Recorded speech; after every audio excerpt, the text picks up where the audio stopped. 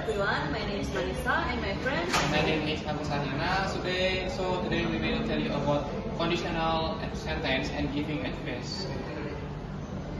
Hello Agus, how are you? I'm good. How about you? I'm not good because I feel tired because yesterday I worked until night. Oh, if you feel tired, you should sleep early after work. I don't eat, but I always feel dizzy because lack of rest. If you wake up in the morning, first you start relaxing on the bedroom, and after this you go to bedroom and wash your face. So, what else should I do? Why don't you drink a milk and breakfast before you go to work?